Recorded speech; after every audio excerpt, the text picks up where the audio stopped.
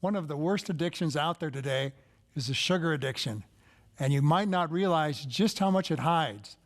We're going to talk about that next on Body and Spirit.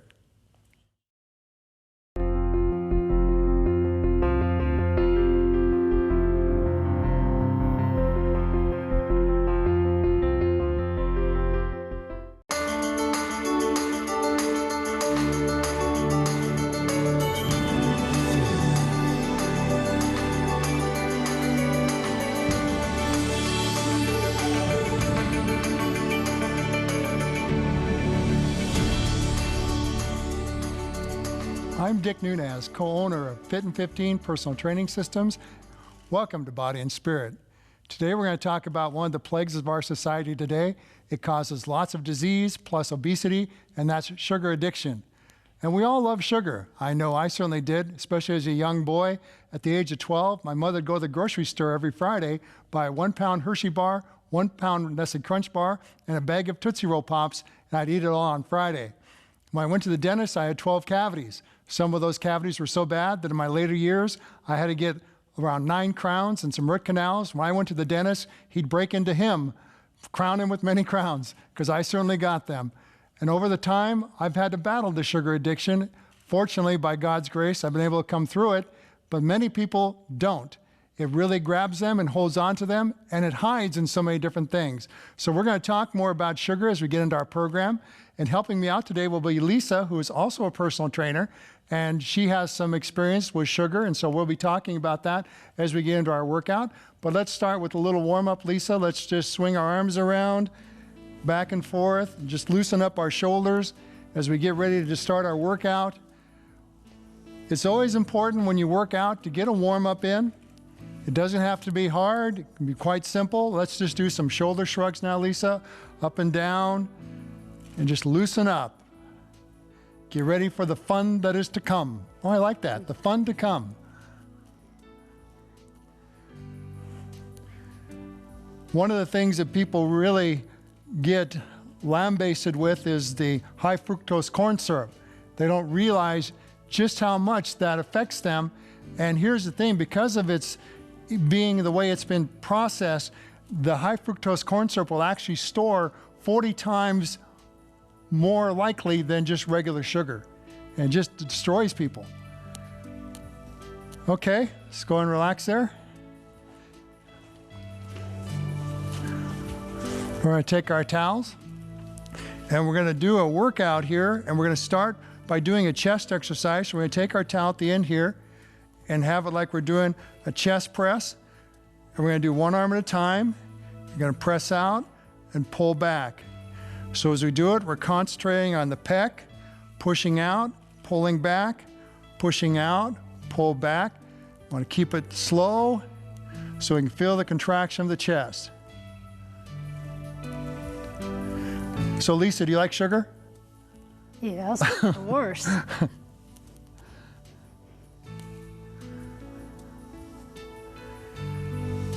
And we'll do 5 more. And of course, exercise will help to burn excess sugar, but the best thing is not to put it in our system. Okay, let's switch to the other side. When I was young and growing up, my mother would bake a pumpkin pie just for me, and I would devour the whole thing. So I'm known more as what would be a sugar binger. I can eat a bunch of it and then just totally leave it alone, where a lot of people, if they're real true sugar addicts, they get a hold of some and they want more and more and more and more. Well, I get tired of it. I'm like, ugh, this is terrible. And of course, as we get away from it, then all of a sudden it doesn't taste good to us anymore. And a lot of times people will eat it again. They'll go, well, this doesn't taste as good as I remember. Well, I better keep working at it and see if I can get the taste again. And of course, lo and behold, okay, good. They will get it again. Okay, let me go and take the towel. Okay, now we're going to stretch the area. So put the hands behind the head and just lean back. Let the elbows drop back. Stretch your chest. That feels good. Okay, bring it across and give yourself a hug.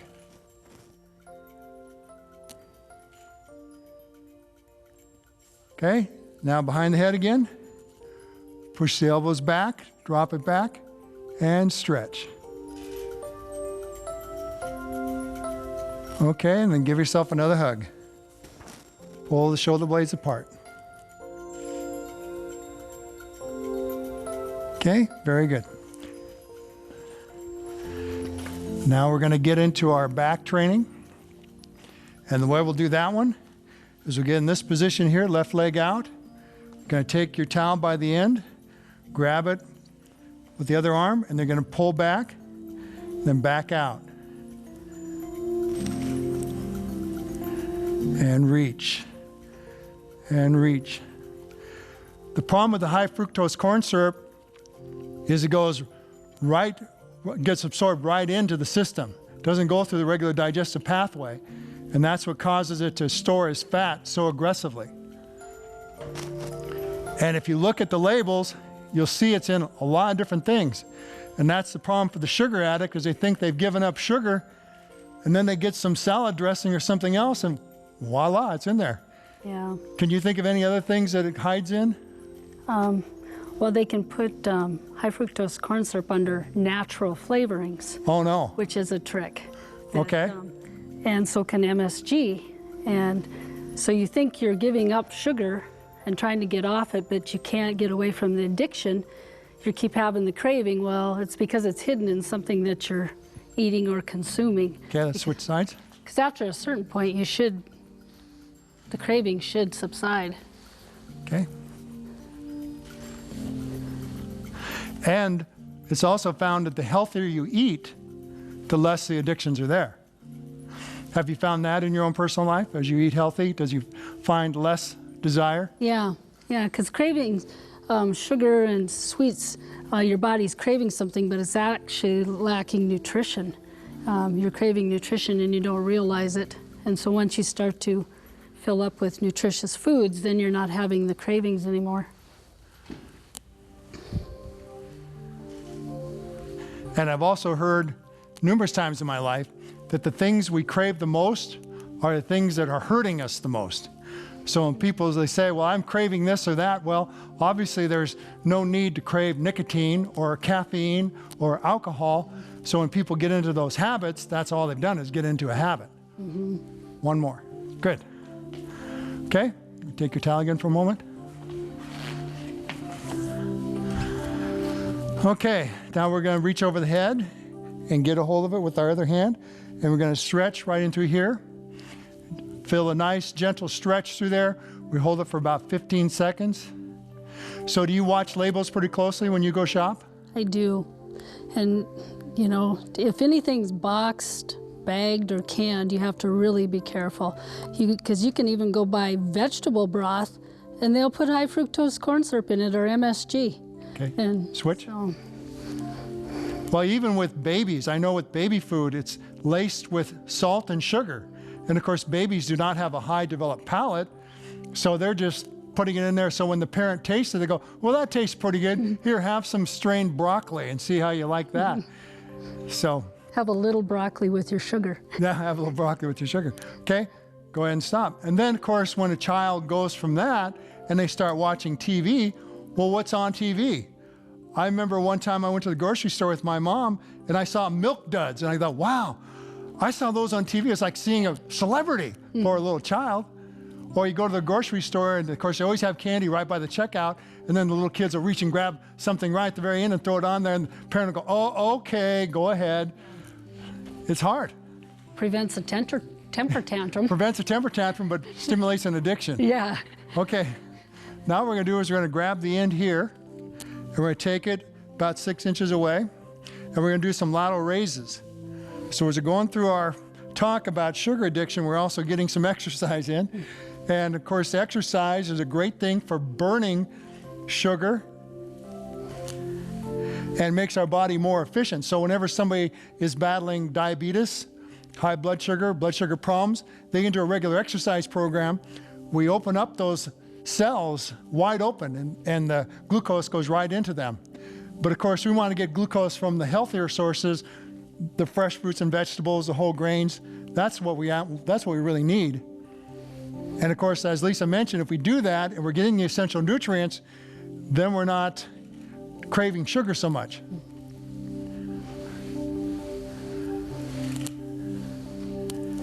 And let's go 2 more. Good. Okay, other side. And I know I've gone to parties before where you're supposed to bring something and people bring all these dishes that I won't even touch. And then you walk in there with a vegetable tray or a fruit tray and they go, oh, that looks really good. So there is a part of us that really craves healthy food. We just don't know it. Yeah. Well, and everybody thinks if it's healthy, it can't taste good, but that's not true. That's right. Because I know when I bring things for Christmas or Thanksgiving, and my brother has to try it, and he usually goes back for seconds. Which makes it hard if all there is unhealthy food left, because those who eat the unhealthy food have eaten all the healthy food. Yeah, it's like, I'm not going to get into yours. The disadvantages of eating healthy. Yeah.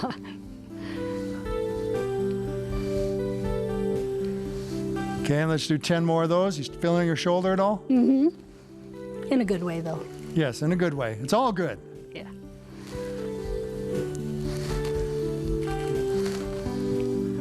Good. And the wonderful thing about exercise is after we're done, we're still burning fat. For the next 5 to 6 hours, our body's burning fat, even though we just did some easy exercise. Yeah.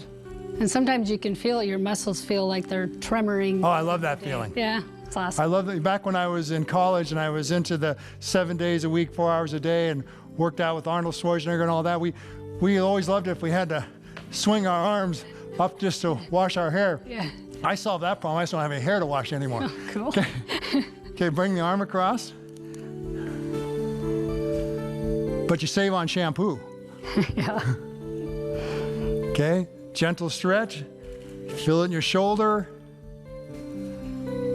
Okay, now let's go the other direction. Arm out, bring it across, and pull. I always describe this one because it's amazing how often you'll say, okay, bring your arm across your body, and somebody will go like that instead. Yeah. Okay, good. All right. And here's another one of the big problems with sugar is people eat it and it spikes their blood sugar up, gives you lots of calories, but then it brings you right back down, and then you're hungry again. Vicious cycle. Yeah, because it just stimulates you in the high fructose corn syrup and the MSG that you talked about. One of the things they do is they stimulate the appetite to people want to eat more. Because a lot of times you have a favorite product that you like and you don't know why, but it's because of that, the addiction you have because of the MSG. And then one of the most devastating things I've heard, and I don't partake on this, so you can enlighten me if you know a little more about than I do, is when you take the sugar and mix it with caffeine and with milk. Sugar and caffeine are, because some say it's the deadly duo. Okay. And if you're a sugar addict, for myself, that's my trigger. Okay. If I can get by maybe sneaking a little sugar here and there once in a while without the addiction coming back in full force, but when I mix it with the latte, if you will. The foo-foo drinks. The foo-foo drinks. Yeah. Bad news. So I try to definitely stay away from that. Okay. What we're gonna do is drape it over our outside of our hand, grab here, and then we're gonna curl up like this.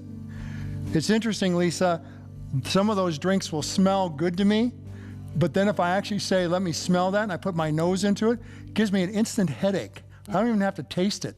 Yeah. Fortunately, I've never been a coffee drinker, so that isn't a temptation for me. Yeah. A lot of people don't realize that sugar is a true addiction. They did a study at a college where they put electrograph on their brain and watched the chemicals, and they compared it to cocaine. You cannot tell the difference between a sugar addiction and cocaine of what's actually going through the brain. Wow. So true sugar addicts, when they go off, some are worse than others, I suppose, like any addiction, but I had cold sweats, shake, headache, sick, laid on the couch for days. Wow. It was brutal. Good. Yeah. And you probably didn't want to exercise much when you felt like that. No. Okay. Okay, let's curl up. How much do you find exercise helps with that? Exercise helps a lot.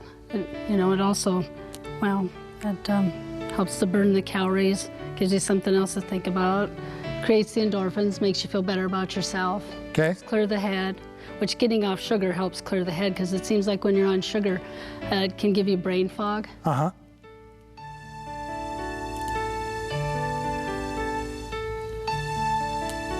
Okay, let's do 5 more. Curl it up. Curl it up. I gotta remember we're exercising here too.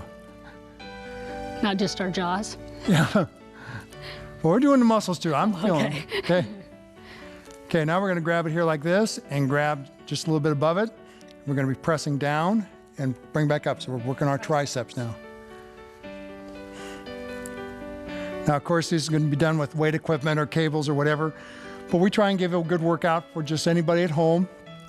And although people can't afford a lot of fancy exercise equipment, most people have a towel. Mm-hmm. So when people say, I can't work out, I don't have any equipment, yeah, you do. You just have to get creative. And when there's a will, there's a way. Right. When there's no will, there's no way. Another saying I've heard is people use their health to gain their wealth. Then once they gain their wealth, they have to use their wealth to get their health. Get it back, yeah.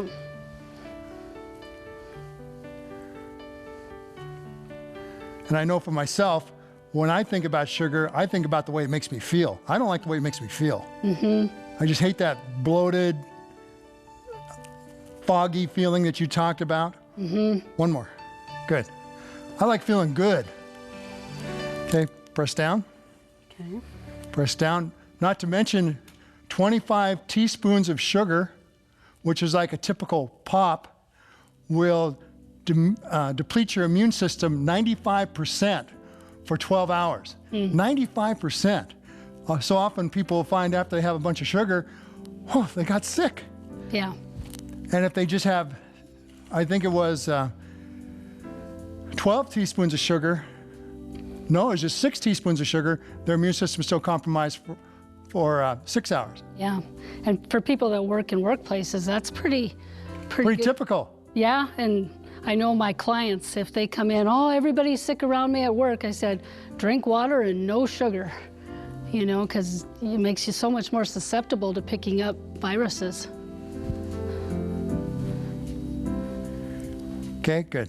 I remember the statistic, it was 6 teaspoons will knock it down 25% for 6 hours. But the 25, 95% for 12 hours. Yeah. That's just amazing. That's like a brittle diabetic. Mm-hmm. And that's just a typical can of pop or a piece of apple pie a la mode. Okay? Well, we're ready to get into some leg exercises. And what we're going to do today is we're going to do some lunges. And I'm going to let you talk about these a little bit because I know you've done a lot with them and you work a lot with women who are interested in working on their thighs and their gluteus maximuses because they want to tighten up that lower body. So I'm going to back up and let you go ahead and demonstrate them, and you can kind of talk them through as you do it there. Okay. The easiest way is usually traveling lunges. And the first lunge I'll demonstrate is the one that gets more of the gluteus maximus. So the key to that is going low and the leg that's back stays straight. So you're wanting to go low and your back leg stays as straight as possible. And if you're just beginning, you can come up in between like this. And I'll do the other ones going back. And for more advanced, you stay low. You never come up. That looks painful. It actually feels pretty good. Okay, good. I'll take your word for it. Okay, now the other one will be more focused on the quads. So you'll notice the back leg is more at a 90-degree angle up under myself, and that's the one you'll see a lot of football players doing, per se. It's just, you're just down like this. Same thing, you can go down and come up in between.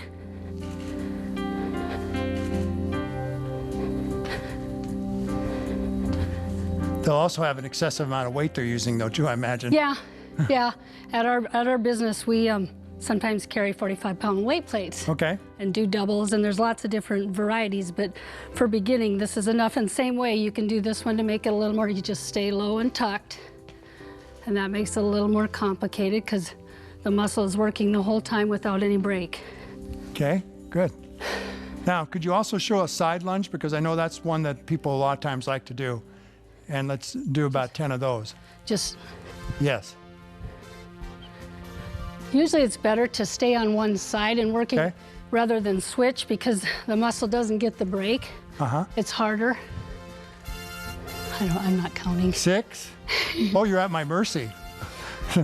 That's not a good place to be. Okay, and let's do the other side. Looking good. Very good. And this one will work the inside of the thigh more. And a lot of times, of course, women are interested in that. Now, you can't magically burn the fat there, but it'll certainly stimulate the muscles in the area that they're trying to tighten up. You can tighten up the muscle underneath the fat, which can pull it in a little bit, but you still have to watch your diet. Right, right. Is that 10? One more.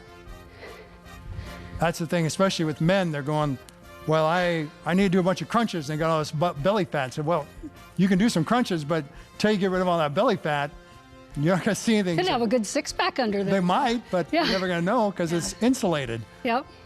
Okay, now we're going to stretch out. And again, that's a very important part of exercise. So we don't have a wall that you can really use, so you're going to use me. So put your hand on my shoulder and go ahead and stretch your quadricep. And so you're feeling the stretch right in through there. Yeah. And if you're not, it helps to kind of tilt your pelvis forward and lay into it.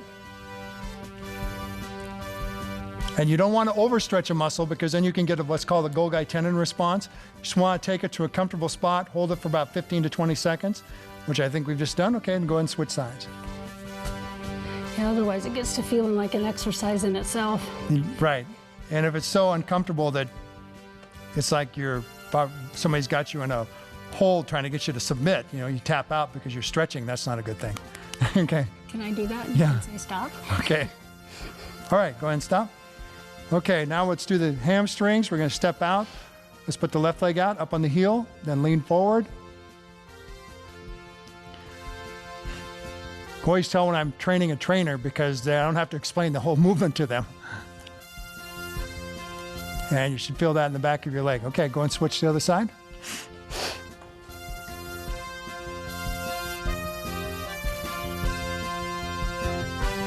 Looks good. You feeling that in your hamstring? Mm-hmm. Okay, and let's do a calf stretch. Just press back with one leg. That area gets a lot of neglect. It's very important, especially for women who wear a lot of high heels. They tend not to, they shorten that Achilles tendon, and then they try and do some outside activity and they rupture their Achilles tendon. So by doing a stretch here, you stretch that Achilles tendon, stretch that gastrocnemius or your calf muscle, and that will help prevent certain things like that. Okay? Switch sides. And when you're doing those stretched out lunges, where you're getting real low, it will get your calf. Okay. So all works together for good. it does. Biblical concept. All things work together for good for those who love the Lord. Doesn't mean everything's going to be good, but it'll all work together for good. Mm-hmm. Sometimes we have lessons to be learned. There's lessons to be learned, yes, like giving up sugar. Yeah. Okay? Now we're going to do a little abdominal work, and we're going to do it from a standing position. A lot of times people have trouble getting on the floor, getting up and down. So I came up with this one, and it works really well. But you have to be able to focus and isolate. So we're standing up, and we're just contracting our abdomen. Abdominal muscle only has a 4-inch range of motion. So we blow out, contract down, and then when we get to this spot, then we bend over. Then we come up, and we're still in that contracted spot, and then we lay back. Blow out, contract, over, up, then lay back. Blow out, over, up, lay back.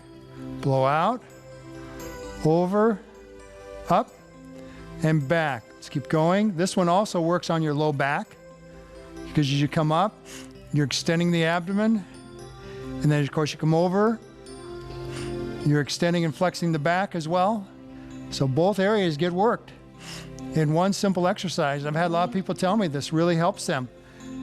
And they started doing it, and they could feel a big difference in their abdominal wall and in their lower back. And it's important to work both sides, because it seems like girls especially, I find in my training, they do a ton of ab work, and then they start having sore hips and pelvis because they're getting too strong in here, and then it's pulling their pelvis forward, and then they have what you call a sway back, and then they're having some issues with that. So you definitely want to strengthen opposite muscle.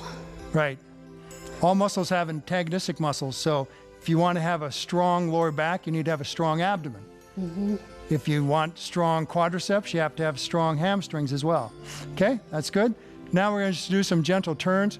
A lot of people out there try and do side bends, and I don't like side bends, especially when they do weighted side bends, because the external oblique is a muscle and it can get larger.